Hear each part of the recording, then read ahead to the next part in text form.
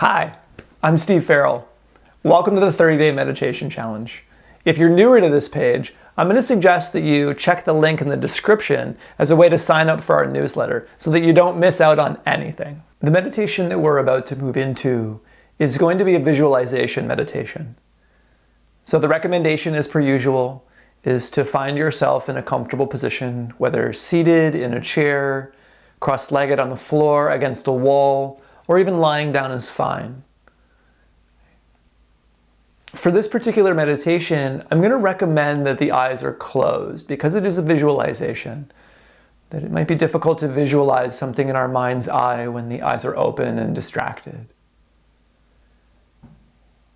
So once you find yourself in a comfortable position, softly closing the eyes.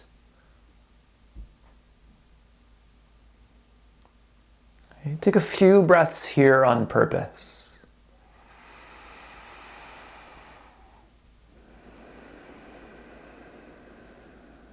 Just allowing our attention to rest on the feeling of the body moving with the breath.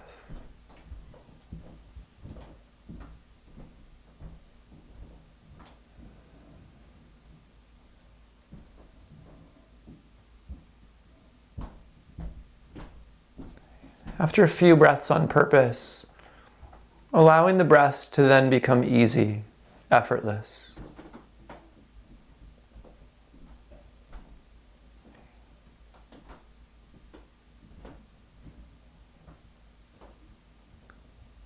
And at first, with the eyes closed, just noticing if any images or colors are there behind the closed eyelids.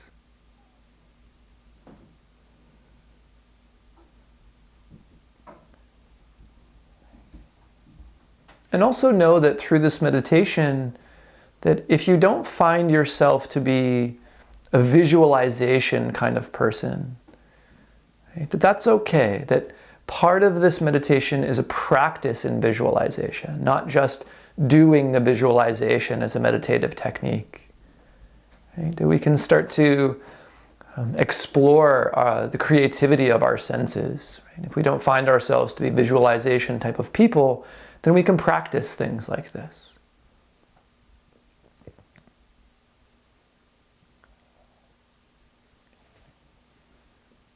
And then in the mind's eye,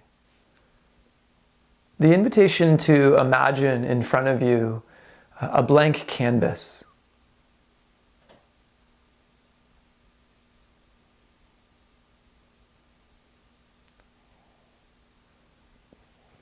And then also imagine that you had in your hand an imaginary pencil. And with that pencil, you're going to start to draw horizontal lines across your canvas with an equal amount of space in between each. And so I want you to create 5 sections from bottom to top.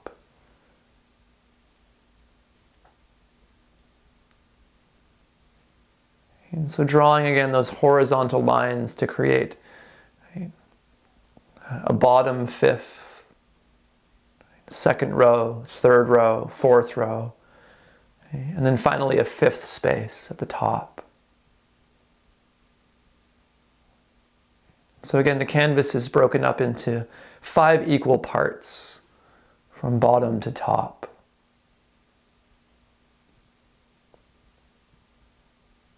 And once you have that, with your imaginary paintbrush, beginning to paint the bottom 5th of this canvas a solid black. So a solid black strip at the bottom of the canvas.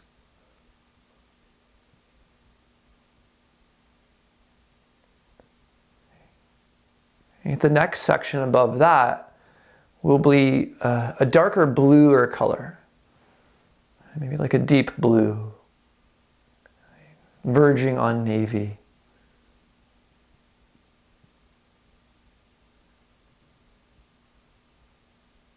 The third section more of a light blue with some white added.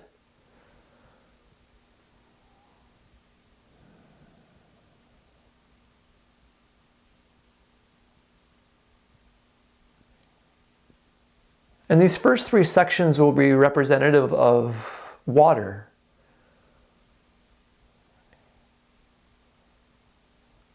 And so you take your imaginary blending brush. For those of you that are painters, you know what I mean. And you start to blend those three sections together. The black into the deep blue, into the lighter bluish white. And so we have black water, deep blue water, right, into more of a light blue and a light reflection. And again, if you're not so much a painter or a visualization type of person, that's okay. We don't all start off as a Picasso or a Rembrandt. In the fourth section, I want you to imagine a cityscape.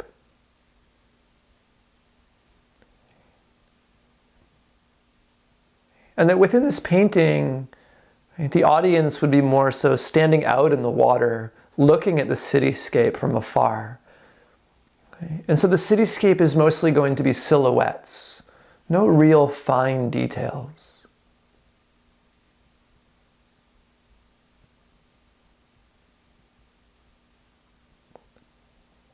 In the final section of this painting,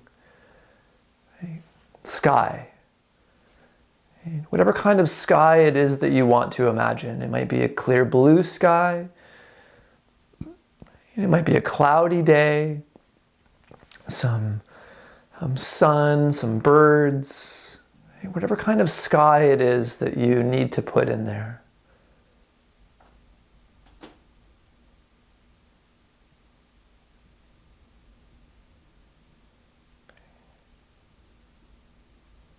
And with no rush, once you have this painting finished, the blending of black water into deep blue, into lighter blue, some white reflections, waves, the cityscape, and the sky above.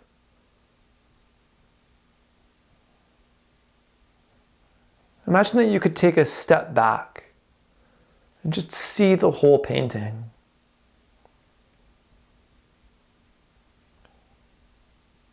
And as you do that, just noticing where your eyes are more naturally drawn to. Are you more drawn to the water, whatever shade? Right? More towards the cityscape, more towards the sky? Just noticing that for yourself.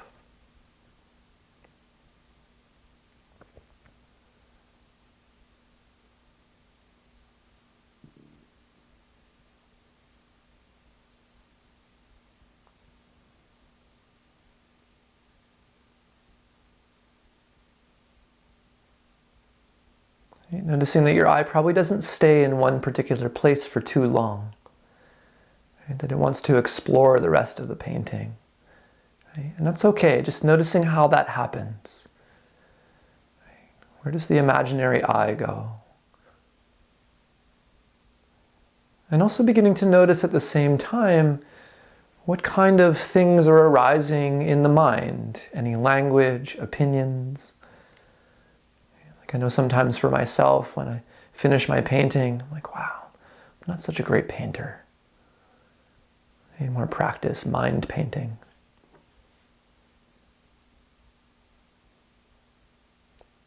Often I find myself comparing myself to Bob Ross. He's a favorite painter of mine as a child.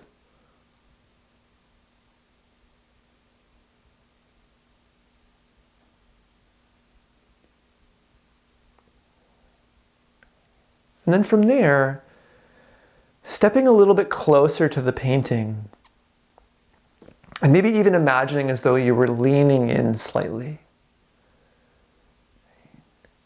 And starting to draw the bulk of our attention towards the black water down at the bottom of the canvas.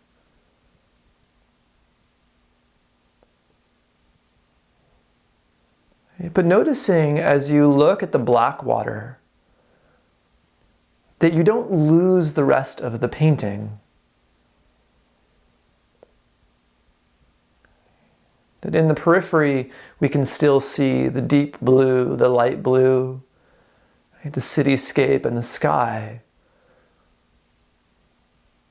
But that those things have gotten blurry.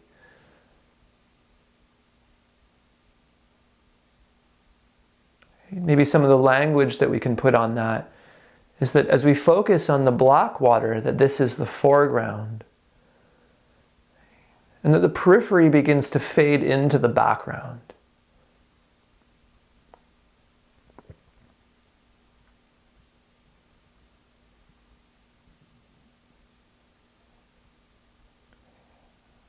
But also noticing this natural tendency of mind and of I to become interested in something else.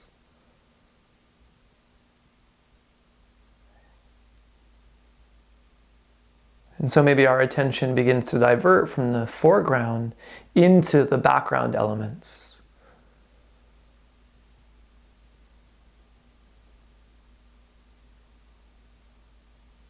And for a moment, if you notice that you're slipping into the background, focusing more on the sky, the cityscape, can you bring your attention back to the black water?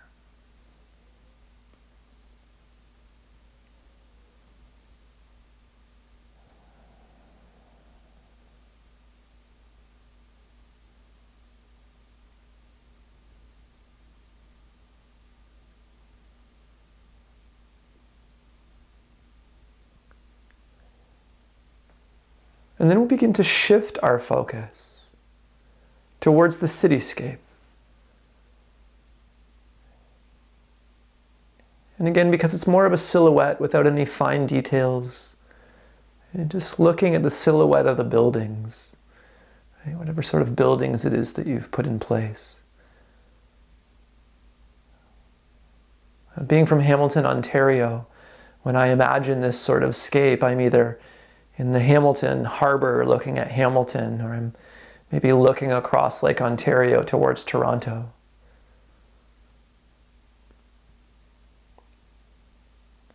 And can we keep our attention on the cityscape, and for as long as that's available? Noticing when the eye starts to drift off to the sky or back to the water.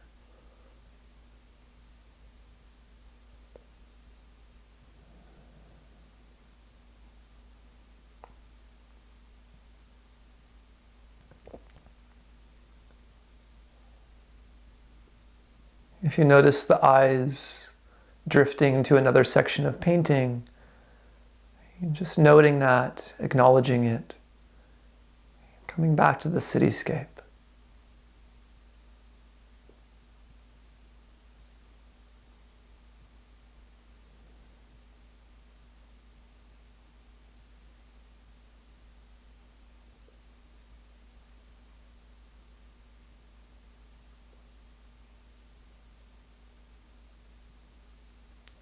And again, recognizing that even though you're looking with the bulk of your attention on the cityscape, that you don't lose the rest of the painting. That even though the city is in the foreground of our attention, that there's still some things happening in the background.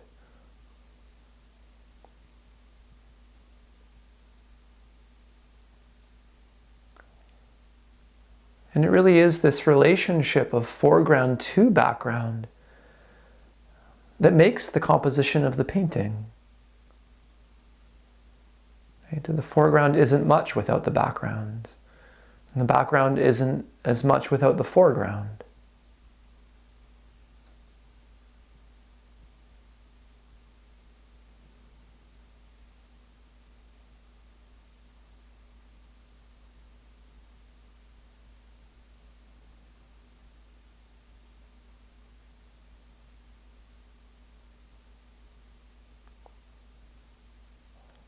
And this is really how, in many traditions and lineages or practices, that we describe the way that mind is working.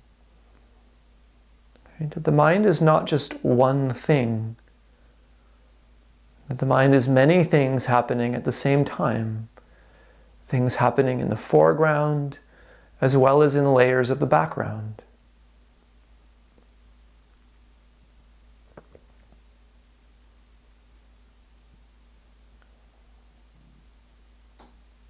Beginning to shift the attention towards the layer of sky, the top of the painting.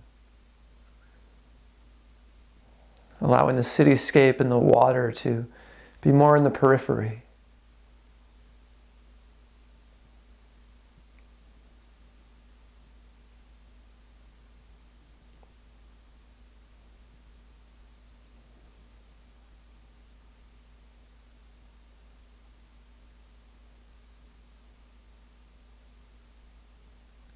If we notice that the eyes begin to drift, or even wander off of the painting into something else, right? The activity happening behind the painting, or off in the distance.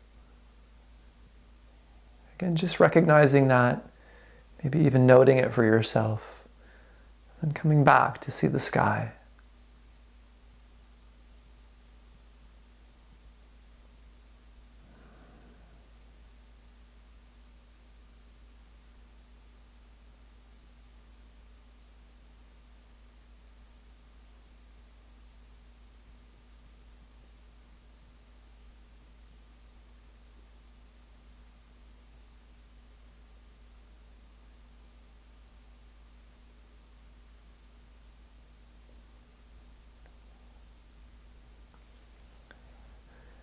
From there, just being able to take a step back again, to see the painting as a whole.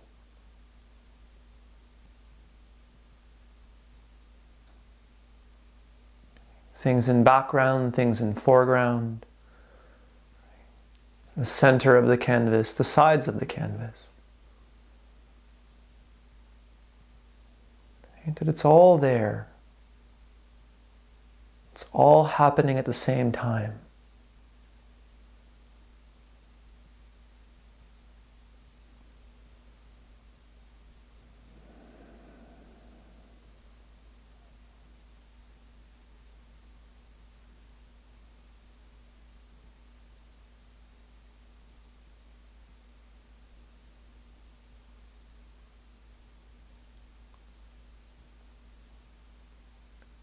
And take 3 breaths on purpose.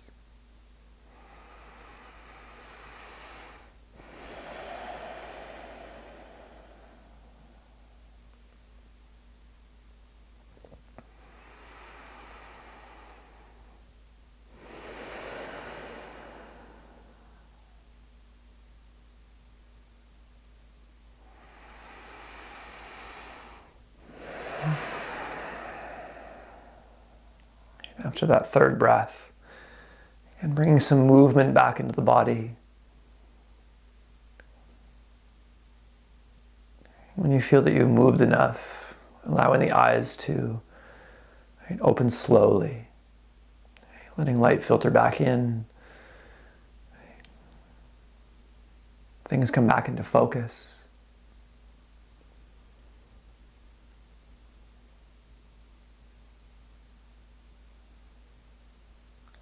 I hope you enjoyed that technique. It's something that I use with my students and my clients often.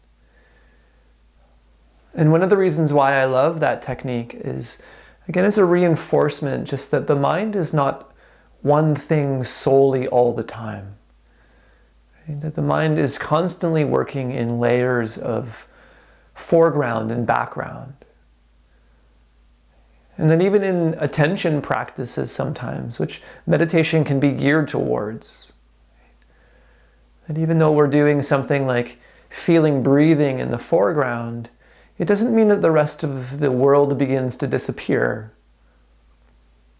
Even if we look at something like thinking, that it's possible to pay attention to breathing in the foreground, but to notice that some thoughts are swirling in the background.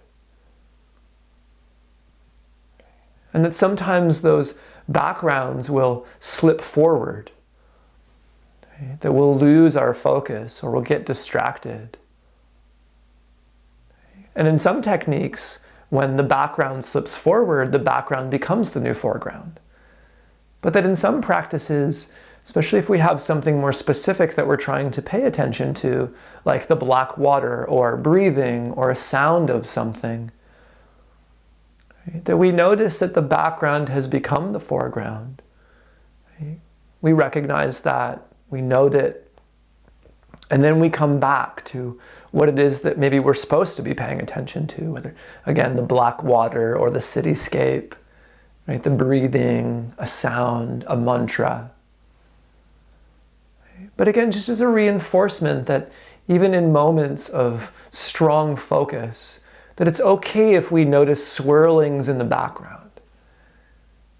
Rather than getting wrapped up in this idea, perhaps, that one day we'll get to a place where we're so focused in the foreground that there's absolutely no thinking happening whatsoever, right? Or that we're so focused on one thing that the rest of the world actually disappears. So again, I hope you enjoyed this technique. The painting is what I call it. And bring hands to heart, head to heart, and one bow.